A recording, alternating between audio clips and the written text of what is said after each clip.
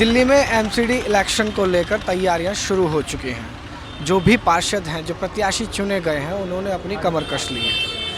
उन्हें जो वोट देगी वो जनता देगी और जनता किस हाल में है उस हाल के हिसाब से तय करेगी कि उसको कितना फ़ायदा किस पार्षद से हुआ। अभी हम वार्ड नंबर 8E के अंदर हैं, जहां से पार्षद रहे हैं राजकुमार ढिल्लों। हम यहां पर आए, लोगों से मिले, लोगों से बात की, तो जिस तरह के दावे अब तक किए जाते रहे हैं कि दिल्ली में बिजली बिल को लेकर बहुत कुछ कहा गया है कि आधे कर दिए गए हैं, पानी को लेकर भी बहुत कुछ कहा जा रहा है कि साफ़ स्वच्छ पानी दिया जा रहा है, तमाम तरह की जो सुविधाएं हैं उन्हें देने का बड़ा दावा किया जा रहा है। अब लोगों के बीच हम पहुंचे हैं, उन्हीं से जानेंगे कि उन्हें कितनी सुविधाएं मिली हैं उनके पार्षद के ज़रिए और कितनी उनकी शिकायतों पर सुनवाई हुई है। नाम क्या है आपका? मेरा नाम भोला है जी।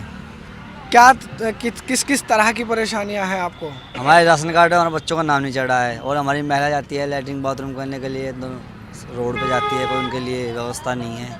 कभी पार्षद जो है आके वो मिलने आए आपसे? हमारे साथ अभी तो कोई नहीं आया मिलने।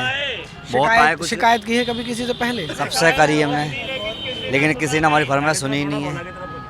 बिजली को लेके बिजली के बिल माफ़ करने की बात कर रही है सरकार, हुए तो माफ? बिल बहुत आ रहा है, बहुत ज़्यादा 11 12 हज़ार रुपए आ रहे हैं बिजली के बिल की।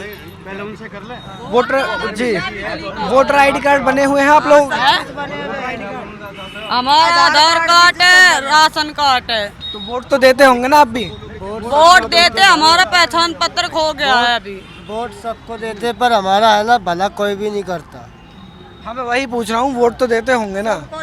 वोट के लिए सब घूमते हैं पर हमारा है ना जो हम जो बोलते हैं ना वो कोई भी नहीं सुनता। वोट के लिए हम सबको बोलते हैं। सरकारी खर्च पे जो सुविधाएं दी जाती हैं, स्कूल की, अस्पताल की, उस तरह की कितनी सुविधाएं आप लोगों को मिली है? हमारे लिए कोई सुविधा नहीं मिली है, कोई नहीं मिली, एक भी नहीं मिली है। हमें तो किसी को वोट नहीं देंगे। रहन सहन आपका ऐसा ही है जैसा अभी है? हम नहीं देंगे वोट किसी को भी। कोई पहले किसे वोट दिया था? क्या क्या सरकार से क्या क्या फायदा मिला है? फायदा नहीं हमारे साथ। हमारे जो छोटे जो सरकार की जो सुविधाएं होती हैं वो इनको नहीं मिली हैं और गुस्सा भी है इस बात को लेकर कि हम वोट नहीं देंगे। वो कह रहे हैं ऐसा। सरकारी सुविधाएं जो मिलती हैं जैसे अस्पताल, स्कूल, कुछ भी जैसे आप आए हो ना, ऐसे महीने 6 महीने में हर कोई आता रहता है, ऐसे करके ले जाते, कुछ भी नहीं करते। किसके पीछे भागे? सरकार तो पढ़े हैं नहीं। सरकार कह रही है सबको सब तरह का सुविधाएं दी जा रही हैं, फिर आप ये बात कैसे कह रही है? कुछ क्या भी सुविधा? गंदे नाले पे पड़े, अभी तक तो कोई सुविधा करी ना है। यहाँ ये भी नहीं के तो कोई खड़ा होके एक कमरा हमें बनवा दे रहने लायक। अस्पताल वगैरह को लेके किस तरह? जब अस्पताल जाते हैं तो सब फ्री में इलाज होता है, पैसे वगैरह लिए जाते हैं? अस्पताल हम प्राइवेट जाते हैं ना, तो सरकारी में भागा दौड़ी हमसे होते। गरीब आदमी लिखे पढ़े हम है नहीं, सरकारी में पूरी लिखत मांगते, हम कहाँ से देंगे? बच्चे पढ़ते हैं, स्कूल जाते हैं बच्चे तो हमारे जा रहे हैं स्कूल। स्कूलों में क्या क्या, स्कूल में किस किस तरह की सुविधाएं उन्हें मिल रही है? खाना वगैरह जो सरकार की तरफ से दिया जाता है? सब मिलता है, सब मिलता है। बच्चों को पढ़ाई अच्छी मिल रही है और बच्चों को खाना वाना भी सही मिलता है और टाइम पे जैसे पैसे मिलते हैं बच्चों को, तो पैसे भी मिलते हैं हमारे बच्चों को, सब मिलता है। तो लगभग सभी बच्चों को या फिर कुछ बच्चे ऐसे हैं जिन्हें नहीं मिलता? नहीं, ऐसा कुछ नहीं, सभी बच्चों को मिलता है। ये नहीं किसी बच्चे की शिकायत, तो सभी बच्चों को, एक बच्चे को मिलेगा तो लाइन से सभी बच्चों को जिसकी सुविधा हो रही है सभी को मिलता है। जो आपके यहाँ के पार्षद हैं वो कितनी बार यहाँ पर घूमने आए हैं, कितनी बार हालातों का जायजा लिया है उन्होंने?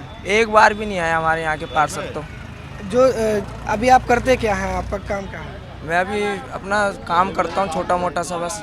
मैं ये पूछ रहा हूँ कि दिल्ली में जिस तरह की नगर पालिका की तरफ से जो सुविधाएं होती हैं, जो पार्षदों के ज़रिए आप लोग तक पहुँचती हैं, वो कितनी सुविधाएं आपको पूरी मिल पाई हैं? जैसे स्कूल की सुविधा होती है, सरकारी स्कूल बनाए जाते हैं, उनमें साफ़ सफाई वगैरह हो गई, बच्चों का खाना वगैरह हो गया।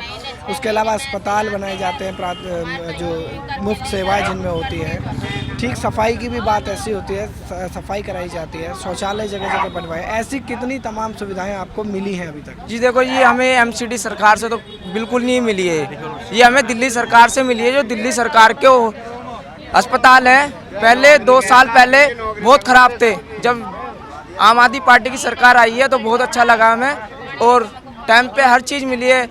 कॉलोनियों में गेट भी लगे, सुरक्षा गेट होए है ना, और जो कि निगम पार्षद कहते हैं कि हमारे पास बजट नहीं है, पेंशन नहीं आ रही है, पर एमएलओ के पास बजट है अच्छा, तो दिल्ली सरकार तो दे रही है, एमसीडी क्यों नहीं दे रही है? और ये एमसीडी क्या करती है, जो बेचारे झाड़ू वाले हैं, एमसीडी में वर्कर हैं, इनकी तनख्वाह नहीं देती है टाइम पे, ये मेयर होते हैं, ये खा जाते हैं।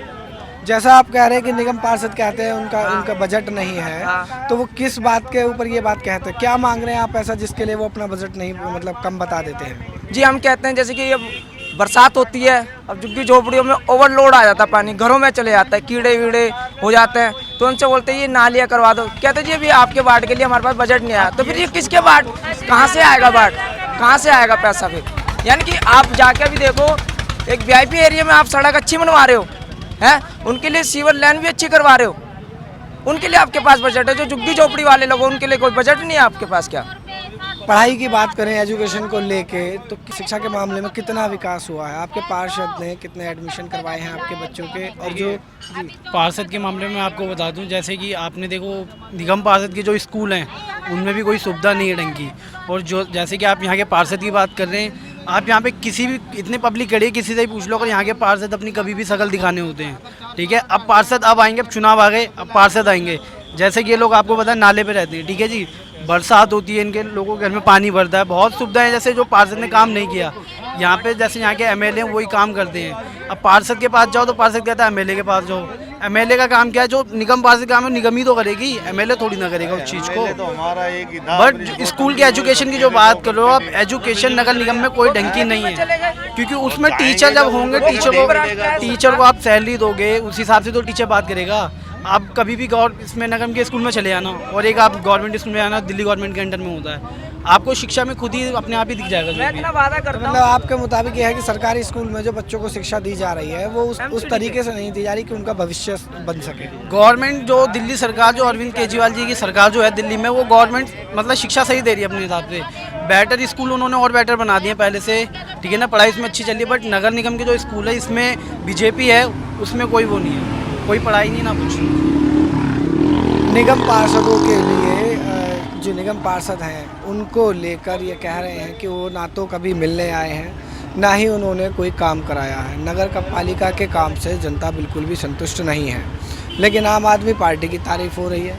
और आम आदमी पार्टी की तारीफ़ इसलिए की जा रही है क्योंकि उन्होंने जो वादे किए हैं वो पूरे किए हैं। तो ये सिर्फ निगम पार्षद पर आरोप है या फिर सरकार पर आरोप है, ये तो हम नहीं तय कर पा रहे हैं। हाँ, इन एक्शन के बाद ये ज़रूर साबित हो जाएगा कि किसकी गलती थी और किसको इसका खामियाजा भुगतना पड़ा। कैमरा पर्सन गौतम के साथ मैं लव कुमार, दिल्ली नेशनल दस्तक।